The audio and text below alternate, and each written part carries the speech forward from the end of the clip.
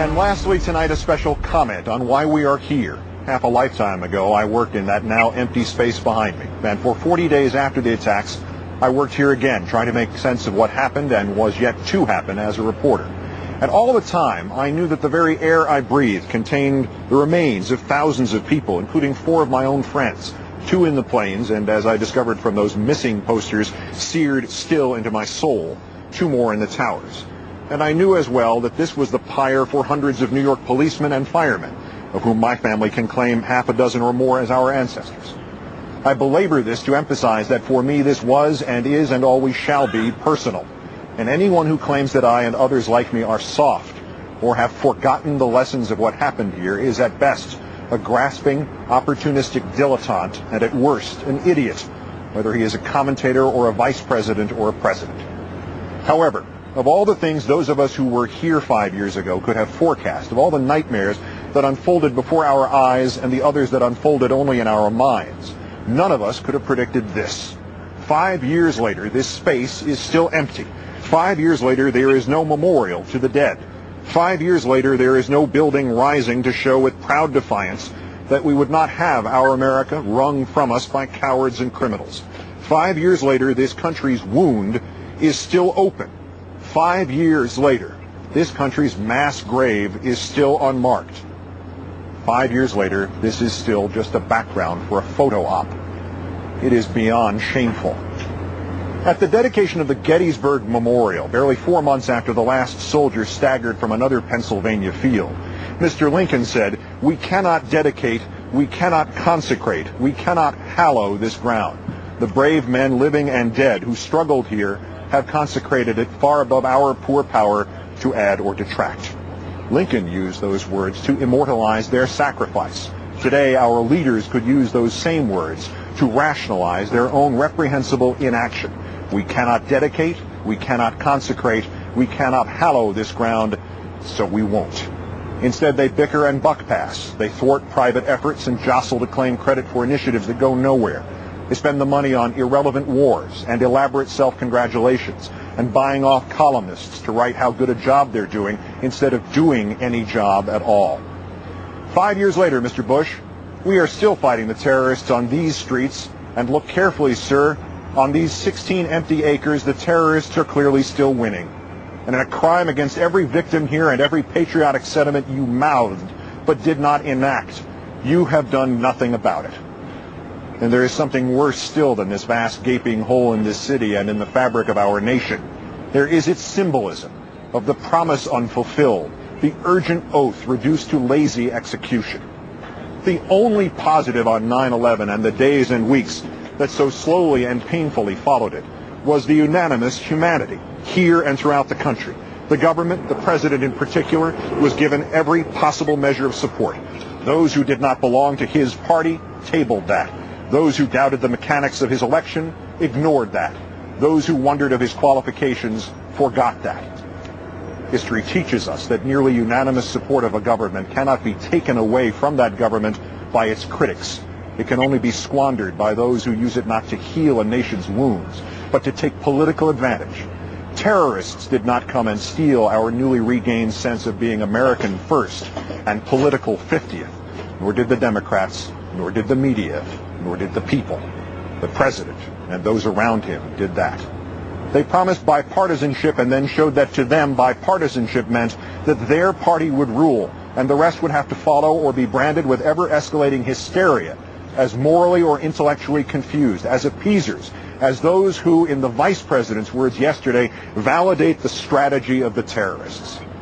They promised protection and then showed that to them protection meant going to war against a despot whose hand they had once shaken, a despot who we now learn from our own Senate Intelligence Committee hated al-Qaeda as much as we did.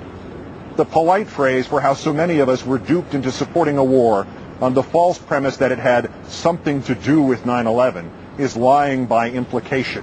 The impolite phrase is impeachable offense. Not once in now 5 years has this president ever offered to assume responsibility for the failures that led to this empty space and to this, the current and curdled version of our beloved country. Still, there is a snapping flame from a final candle of respect and fairness Even his most virulent critics have never suggested that he alone bears the full brunt of the blame for 9/11. Half the time, in fact, this president has been so gently treated that he has seemed not even to be the man most responsible for anything in his own administration. Yet what is happening this very night? A mini-series created, influenced, possibly financed by the most radical and cold of domestic political Machiavellis continues to be televised into our homes. The documented truths of the last 15 years are replaced by bald-faced lies.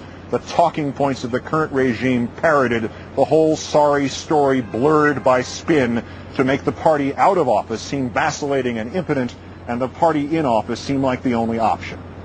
How dare you, Mr. President, after taking cynical advantage of the unanimity and love and transmuting both into fraudulent war and needless death, after monstrously transforming it into fear and suspicion and turning that fear into the campaign slogan of 3 elections, how dare you or those around you ever spin 9/11?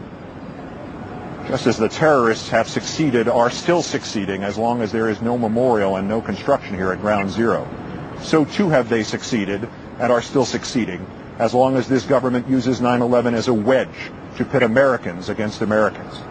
This is an odd point to cite a television program, especially one from March of 1960. But as Disney's continuing sellout of the truth and of this country suggests, even television programs can be powerful things. And long ago, a series called The Twilight Zone broadcast a riveting episode entitled "The Monsters Are Due on Maple Street." In brief, a meteor sparks rumors of an invasion by extraterrestrials disguised as humans. The electricity goes out. A neighbor pleads for calm. Suddenly his car and only his car starts. Someone suggests he must be the alien. Then another man's lights go on. As charges and suspicion and panic overtake the street, guns are inevitably produced. An alien is shot. But then he turns out to be just another neighbor returning from having gone for help.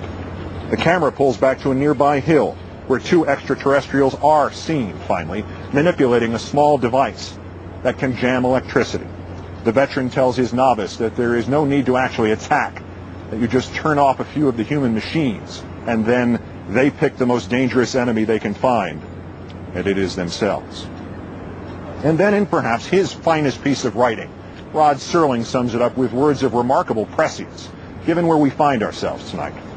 The tools of conquest, he said, do not necessarily come with bombs and explosions and fallout. There are weapons that are simply thoughts, attitudes, prejudices, to be found only in the minds of men. For the record, he said, prejudices can kill and suspicion can destroy, and a thoughtless, frightened search for a scapegoat has a fallout all its own for the children and the children yet unborn. When those who dissent are told time and time again, as we will be, if not tonight by the president, then tomorrow by his portable public chorus, that he is preserving our freedom, but that if we use any of that freedom, we are somehow un-American. When we are scolded that if we merely question, we have forgotten the lessons of 9/11. Look into this empty space behind me and the bipartisanship upon which this administration also did not build. And tell me this: who has left this hole in the ground? We have not forgotten, Mr. President. You have. May this country forgive you. Our coverage of the President's address is next.